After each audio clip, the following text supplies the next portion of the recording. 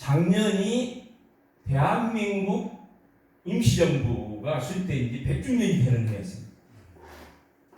그러니까 대한민국 임시정부가 있었다고 하는 것은 대한민국이 세워진 지 작년이 100주년이 됐다는 것입니다.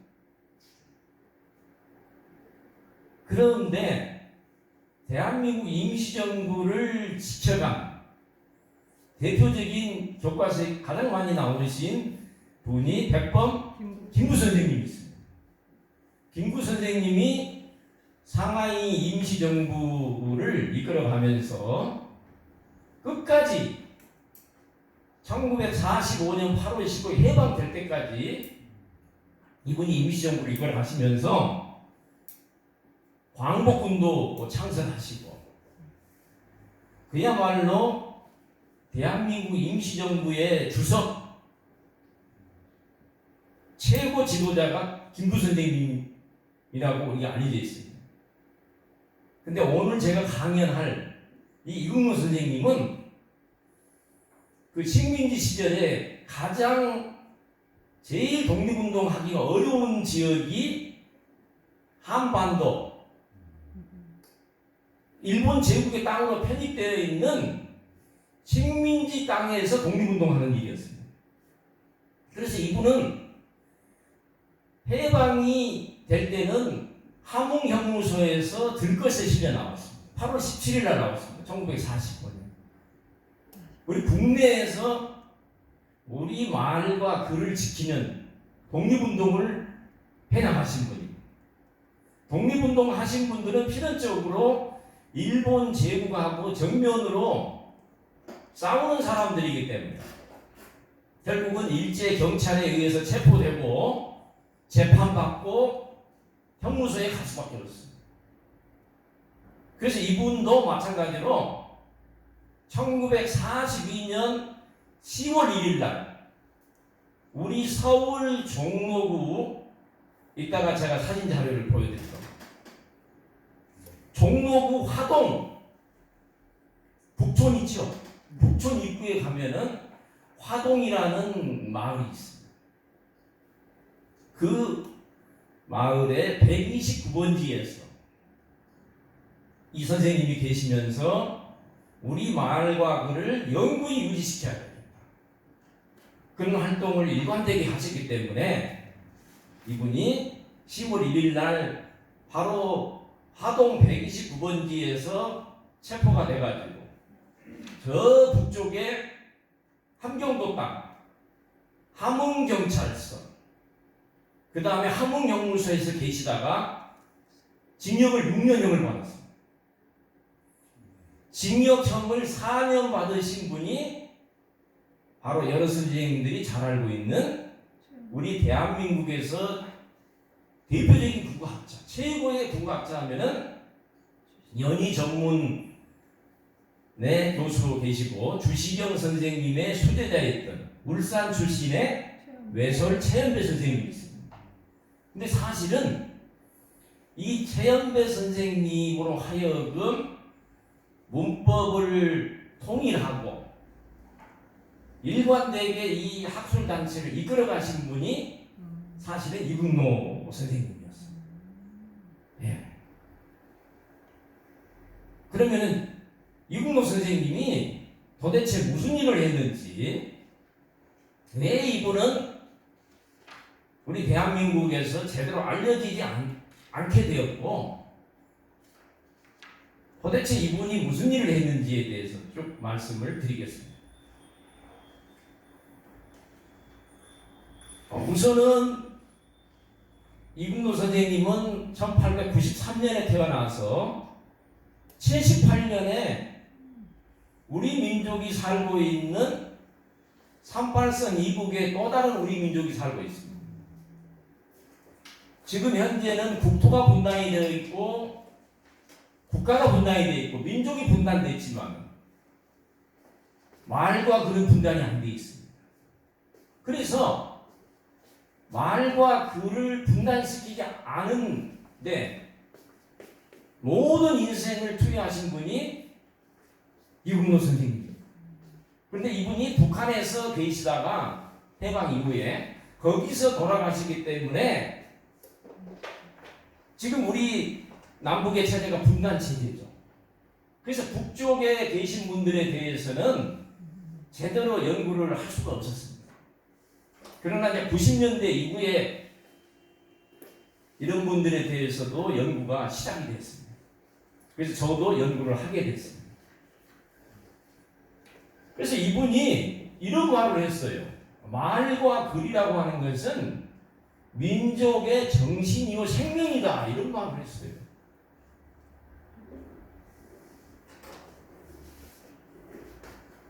그만큼 말과 글을 중요시 여긴 거죠.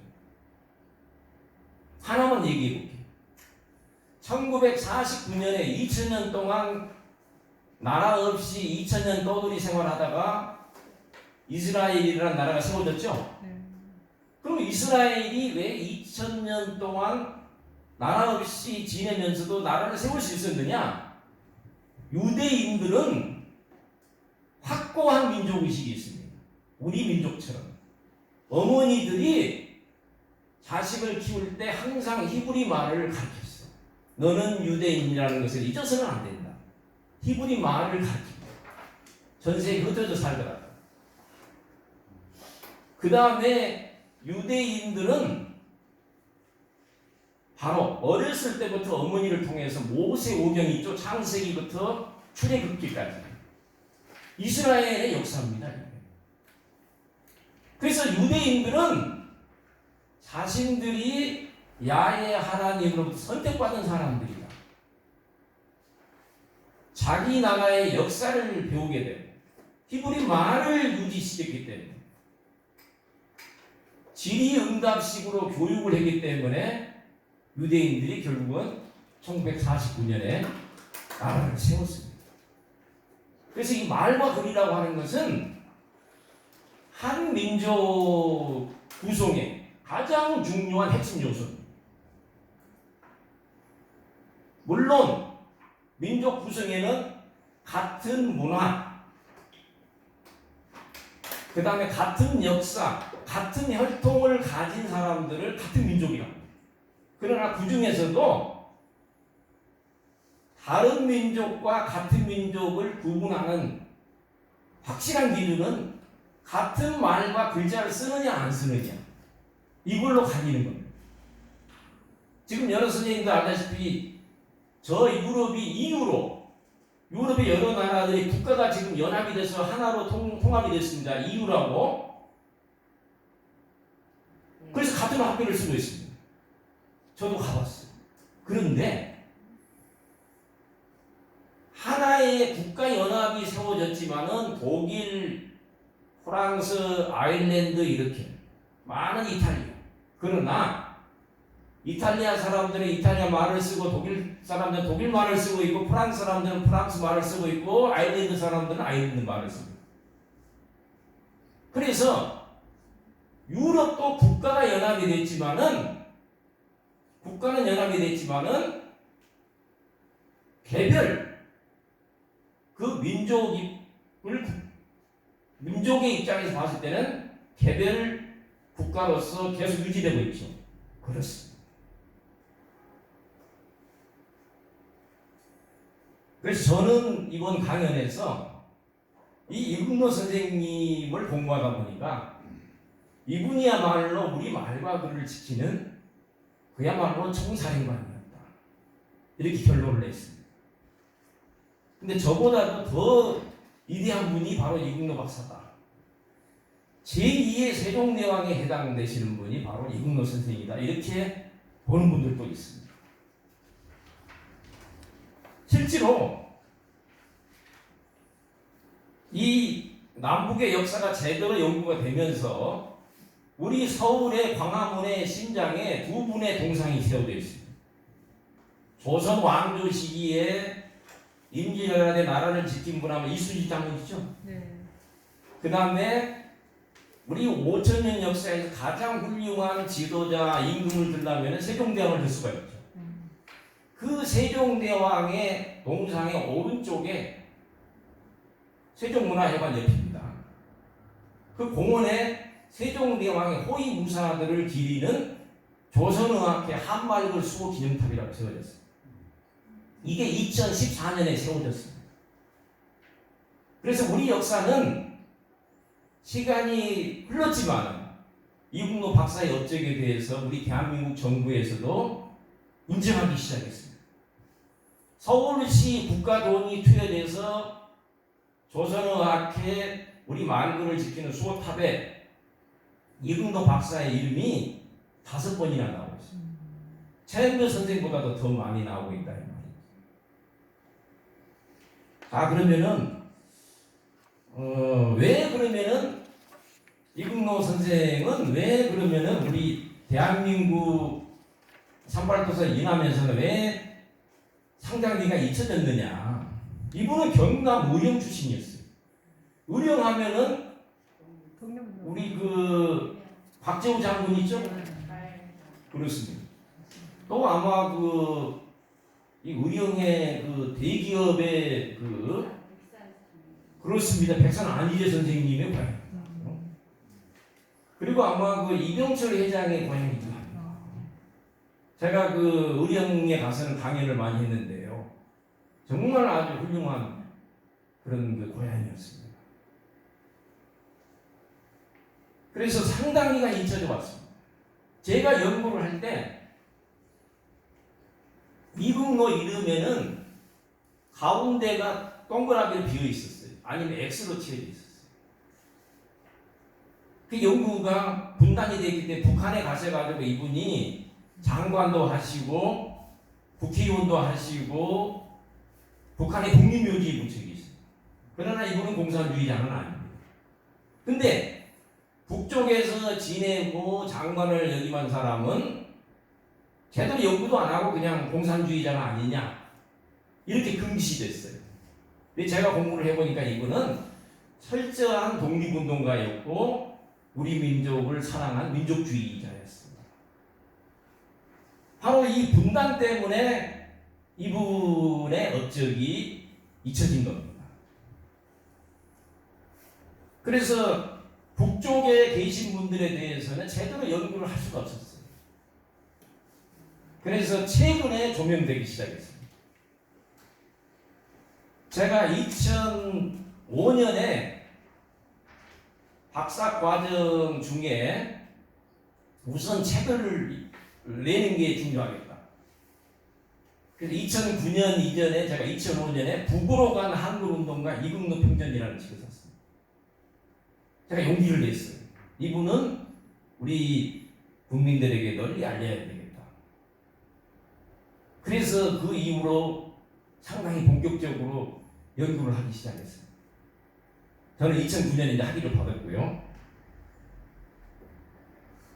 우리 선생님들 이 장면 한번 보시죠. 작년에 그 영화가 하나 상영이 됐습니다. 작년에 그 말모이라는 영화가 있었어요. 이건 이 말모이에 대해서 에피소드가 많았어요. 말이 먹는 모이 아니냐? 그럼 무슨 닭모이도 있겠구나. 이런 그 농담도 나왔습니다. 말을 모아놨다는 것은 무슨 뜻이냐면은 우리가 얘기하고 있는 어휘를 모아놓으면은 어휘들이 이제 산더미처럼 쌓이겠죠. 이거를 뜻풀이 하면은 사전이 됩니다. 그러니까 사전에 손우리말 용어가 주시영 선생님이 말모이를 만들려고 했습니다. 이게 국어 사전을 만들려고 했다. 근데 영화 감독께서 말모이로 영화 제목을 정했어요. 이 왼쪽에 있는 분이 윤계상이라는 영화 배우인데 이분이 주인공이었습니다. 아마 선생님들 보셨을 겁니다. 굉장히 잘생겼어요. 이분이 제가 연구를 해놨는데 제가 첫 번째 이국노 선생님이 우리 말과 글을 지키는 우리 말과 글은 민족의 정신이요 생명이다. 바로 정신과 생명을 유지하면은 우리 민족이 영원히 행복할 것이다 이런 말을 했어요. 근데 지금 현재 우리 민족이 세계에서 지금 10대 강대국이 됐고 상공오공 클럽 인구 5천만, 3천만 불 이상의 나라가 전 세계 7번째 나라가 우리가 됐습니다. 우리 국가, 우리 국민들이, 우리 민족이 예전보다는 그래도 좀 더 나아졌고 행복하기 시작합니다. 물론 고쳐야 할 점도 있습니다. 그래서 임계상 이 배우가 이국노 선생님이 한 그 발언을 했습니다. 이 청중들을 모아. 오른쪽에 있는 분은 아주 대단히 연기 잘하신 배우죠. 네, 이분도 아주 연기를 잘했죠. 그래서 작년에 그 말모이가 상영된 이후에 한국일보에서 저에게 인터뷰 요청이 들어왔어요. 그래서 제가 해드렸는데 바로 이 우리 한글을 지킨 우리 말과 글을 지킨 언어 독립투쟁의 총사령관이라는 제가 이 용어를 쓰기 시작했어요. 그래서 소개가 됐습니다. 이렇게 크게 아주 났습니다. 이 사진도 제가 드렸는데 바로 이분이 이국노 박사입니다. 그 사모님이시고 자식들이 4분이나 있어요.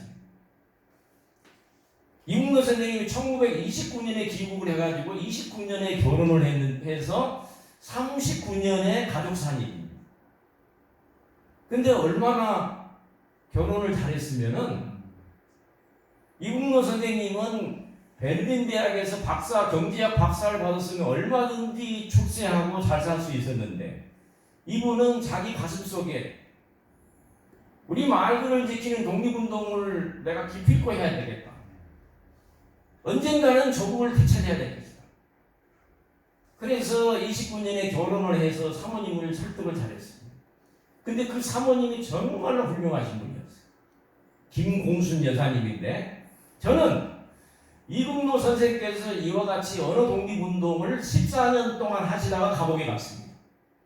근데 일관되게 남편이 하는 일을 도와주고 믿어주고 이렇게 자식까지 낳아주었어요. 이렇게 훌륭한 분이 어디가 있겠어요.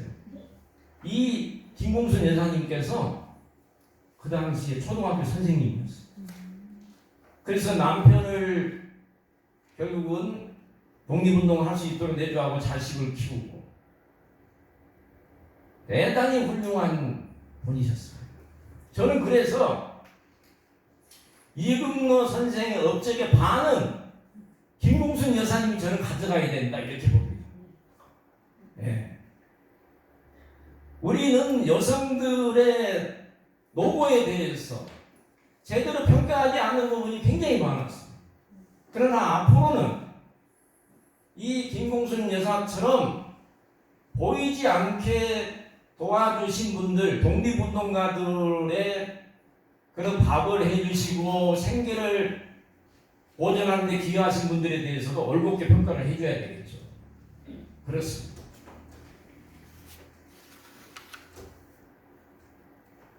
네, 저는 여기 나온 대로 2009년에 우리 그 이국노 박사를 주제로 해서 학위를 받았습니다. 여기 제가 이런 책을 썼고요. 이 선생님을 연구하면서 조선의학회 33인에 대해서 제가 최초로 썼습니다. 작년에 3.1혁명, 3.1운동 100주년이었죠. 민족 대표가 몇 분 있죠? 33인이 있어요. 조선의학회에도 33인이 있어요. 그래서 조선의학회의 말글을 지키려는 분들에 대해서는 일제 경찰이나 검사들도 이것은 3.1운동의 민족대표 33인의 같은 급이다. 33명을 검거해서 처벌한 겁니다. 이 33 숫자가 우리 대한민국의 이승만 정부 때 초대 법무부 장관을 했던 애산 이인 선생님이라고 있어요. 아주 훌륭한 변호사인데 이분도 33인에 들어가시는데 33인에 대해서 얘기를 하고 있습니다. 민족대표 33인급에 해당한다. 자, 그러면 하나하나 보겠습니다. 이게 제 책이었고요. 33인입니다. 제가 이렇게 우리 역사를 연구하면서 말글을 지킨 분들이 감옥에도 갔다 오셨는데 독립유공자가 안 된 분들이 있었어요. 그래서 제가 국가보훈처에 공적조서를 내서 전부 서울을 받게 해줬어요. 이 따님은 브라질 상파울로에 살고 계셨어요. 제가 이 서울을 근데 세계가 얼마나 가깝냐면은 제가 그 글을 썼는데 그 따님이 이메일이 왔어요. 제가 이분을 찾았어요. 우선을 찾습니다 했는데. 그래서 그 따님이 독립유공 소원을 받았습니다. 대신해서 신영철 선생님. 그 다음에 이분은 납북되신 분인데 조선학교 33인 중에 가장 나이가 많으신 분인데 그 손자분을 만났는데 그 자기 할아버지가 어떻게 북으로 가시는지 모르겠다고 제가 자료를 추적해 봤더니 납북이 됐었어요. 그 자료를 국가보훈제에 접수를 해서 소원을 받았습니다. 그래서 소원을 받으면 이렇게 받습니다. 이렇게. 얼마나 이게 자랑스러웁니까? 훈장증 고 이중화 애족장이죠. 대통령 박근혜에게 이렇게 있죠. 독립유공자는 이런 훈장을 받습니다. 그 다음에 제가 또 연구하면서 1940년에 우리 이국노 선생님, 최한배 선생님, 그 다음에 김해 출신의 또 환산 이윤재 선생님이라는 분이 있어요. 정말 훌륭하신 분이 있어요. 이분이 신명균 선생인데 이분은 울산의학대 자결하신 민용환 선생님처럼 일제가 우리 말글을 못쓰게 하고 중등학교에서 조선어 교과서를 없애고 장식개명을 강요하니까 자결을 해버렸어요. 근데 후손이 직계의 가족은 남쪽에 없었어요. 제가 찾아서 그 조카에게 서운을 대신 받게 했어요. 정말 훌륭하신 분이었어요. 이분이 조선학회 4명의 핵심 인물 중에 들어가신 분이 아까 얘기했던 이금노, 최연배, 신명균, 이윤재 선생님. 김해 출신인데 이분은 함흥형무소에서 옥사했습니다. 고문을 많이 받았어요. 그래서 제가 광화문에 탑을 세울 때 첫 번째 인물 옥사하신 분이 2분 있고 이금노 선생님이 징역 6년 형벌수두로 제가 쭉 적었어요. 제일 마지막 분은 안호상 선생이라고 안호상 문교부 장관이었습니다. 이때는 이분이 병원에 입원하고 있었기 때문에 그 감옥에 끌려가지 않았어요. 그래서 33번째로 제가 써드렸어요.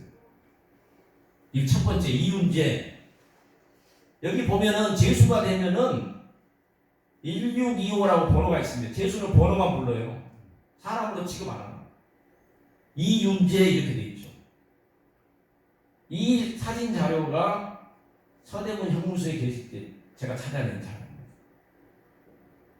너무 제가 훌륭했는데 이분의 묘소가 대구의 굉장히 그 서쪽 변두리의 그 아주 응단진 산골짜기에 묘소가 계셨어요. 62년에 훈장을 받으신 분인데 왜 국립묘지로 가셔야지 이렇게 응단진 땅에 계신다는 것은 제가 묘소를 참배하고서 깜짝 놀랐습니다. 이런 분들은 거기서 계시면 안 되죠. 그래서 제가 그 외손자, 애손녀를 설득을 해서 대전 현충원에 모셔드렸습니다. 근데 지금 완전히 지금 100% 지금 탑이 만들어지기 전인데 그때 저희들이 갔었어요. 그래서 지금 대전 현충원에 계십니다. 너무 아주 보기가 좋았어요. 네. 우리 대한민국이 1000년 만년 가려면은 대한민국을 세우는데 기여하신 건국 공신들이 다 독립유공자들입니다. 이분들의 정신을 계승하지 않으면 우리 대한민국이 만년 갈 수 없어요. 우리가 조선왕조, 고려왕조를 가볍게 봐서는 안 됩니다. 고려 태조가 누구죠? 태조 왕건이죠? 왕씨죠. 근데 왕건을 이 후삼국을 통일할 때 목숨을 내던진 사나이들이 대단히 많았습니다. 대표적인 분이 신순경 장군이라고 했어요. 변호인과 싸울 때 대신 죽어준 분이었어요. 왕건이 입었던 옷을 입고 자기가 대신 유인해서 자기가 그분이 죽었어요. 그래서 왕건이 신승명 장군의 후손은 고려가 망하 있는 동안은 과거 시험 보지 않고 그 후손은 직계 후손은 다 관직에 나가셨더라고요. 음서 혜택을 주었어요. 조선도 마찬가지입니다. 태조 이성계도. 그러니까 우리 대한민국의 개국공신은 누구냐?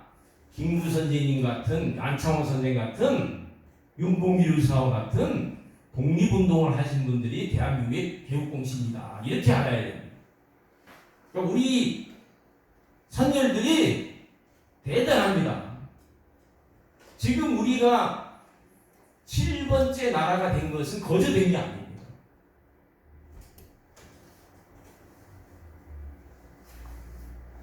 자, 그 다음에 저는 최근에는 이 전봉준 장군이 우리 안중공사는 지금 독립유공자인데 전봉준 장군이 사실은 우금치 전투 있죠? 우금치 전투에 그 녹두꽃이라는 그 드라마가 방영됐죠. 전봉준 장군 손병희 선생이 왜 우금치에 올라갔어요? 그냥 소풍 같습니까? 일본군을 몰아내기 위해서 갔죠. 그래서 결국은 일본군이 가지고 있는 그 화력이 좋은 무기 앞에 동학농민군이 엄청나게 죽었습니다. 이분들이 바로 항일 투쟁하신 분이에요. 근데 이 안중근 의사는 1909년에 이 또 이로우미를 사살했기 때문에 소원이 됐지만 이분은 아직도 지금 아니에요. 우리 대한민국의 뿌리가 대한민국 임시정부고 대한민국 임시정부와 3.1혁명의 뿌리가 뭐냐? 동학농민혁명이었어요. 그 전봉준 장군하고 똑같이 우금치 전투에 참여했던 분이 25년 뒤에 손병희 선생께서 제2의 동학혁명 3.1 운동의 총사령관이었어요. 그런데도 이분이 아직도 지금 소원이 안 돼 있습니다. 저는 이런 분들이 독립유공자가 돼야만이 나라가 어려웠을 때 제2의 전봉준이 나오고 제2의 김구 선생님이 저는 나온다고 봅니다. 그래야만이 우리 민족 구성원들이 지금처럼 행복하게 살 수 있는 겁니다. 그 전봉준 장군의 스승이 바로 이 사진 아십니까? 처형 교수형 직전에 찍은 전봉준 장군도 그 사진 끌려가는 사진 있죠? 교수형 당하기 직전에 찍은 사진. 바로 사람을 섬기기를 하느님과 같이 해야 된다. 어린애를 때리는 것은 하느님을 때리는 것이다. 며느리도 하느님과 같은 존재다. 동학 2대 교주. 또 이분도 2차 동학농민혁명의 최고 지도자였어요. 1898년에 교수형을 당했는데 이분도 지금 독립유공자가 아닙니다. 그래서 지금 그런 일도 하고 있습니다. 우리 말들을 지키는 거고요. 자, 그러면은 이제 본격적으로 이 이국노 선생이 일제강점기에 무슨 일을 했는가, 우리 말들을 어떻게 지켰는가 한번 하나하나 살펴보겠습니다.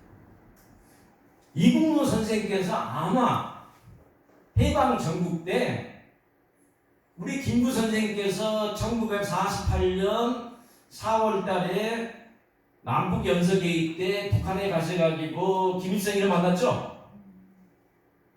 이걸 남북 연서회의라고 합니다. 왜 올라갔느냐? 가능하면은 남북의 지도자들이 대화를 통해서 하나의 정부를 세워야 되지 않겠느냐. 왜냐하면은 지금처럼 두 개의 정부, 두 개의 국가가 세워지면은 하나의 정부 국가로 만들기가 쉽겠어요? 어렵겠어요? 대단히 어렵습니다. 왜냐하면 각 정부 국가가 장기간 유지되다 보면 기득권이 생기죠.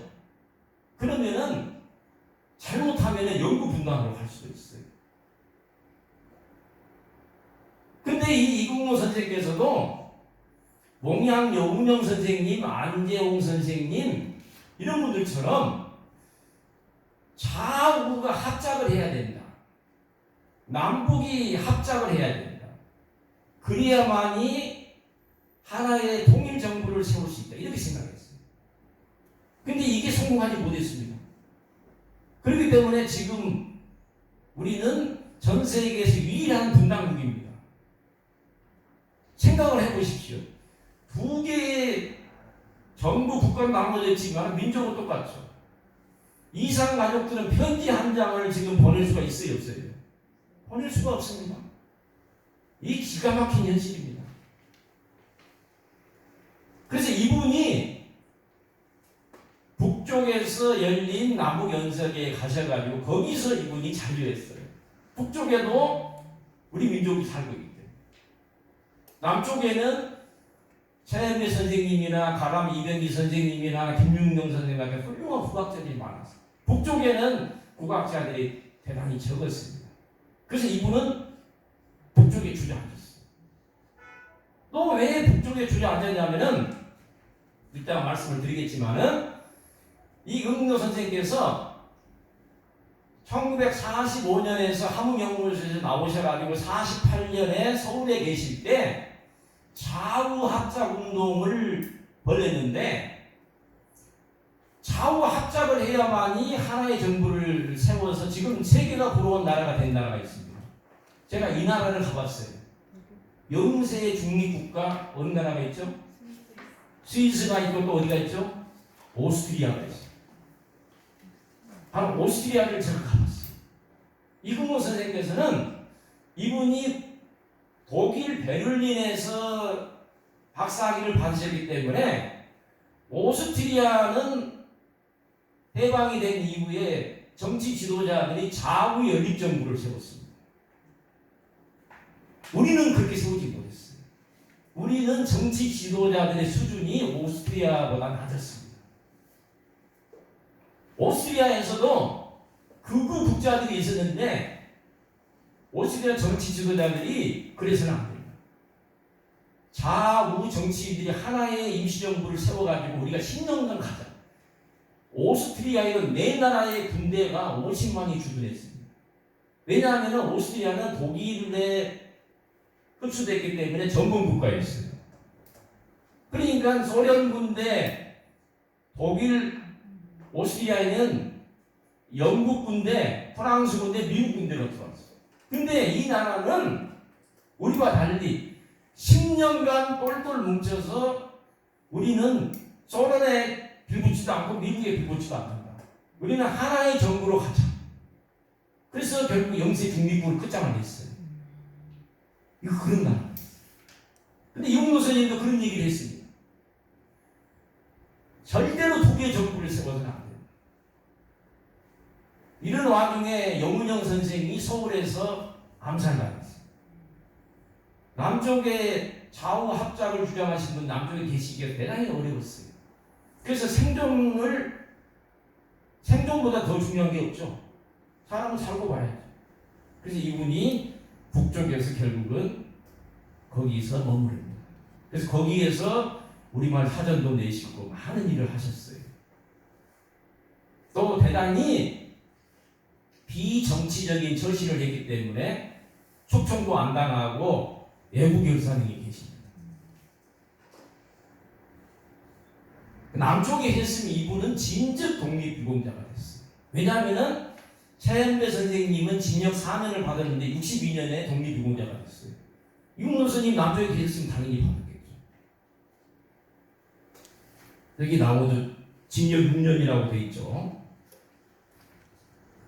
이분이 1893년에 의령에서 태어나서 1910년대에는 만주에 계시다가 20년대에는 독일에 계시다가 다시 20년대 말에 국내로 돌아와서 감옥 갈 때까지 독립운동을 하신 분입니다.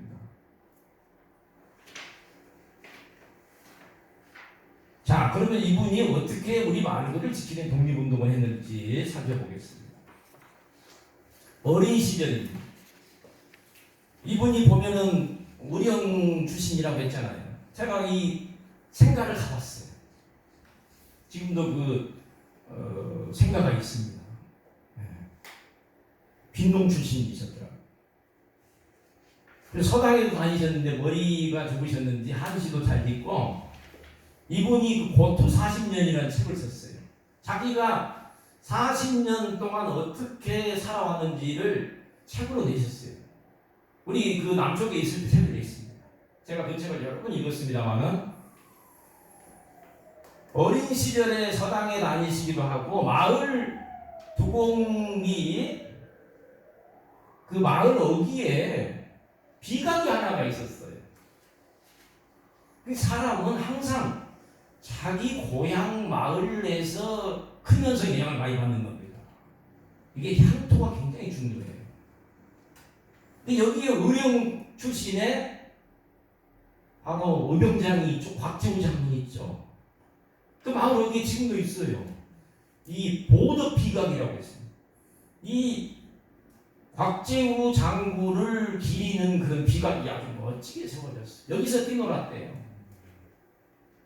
근데 이 이국노 선생이 어린 시절을 보낼 때가 바로 우리 대한제국이 서서히 망해가고 있는 그런 상황이었어요.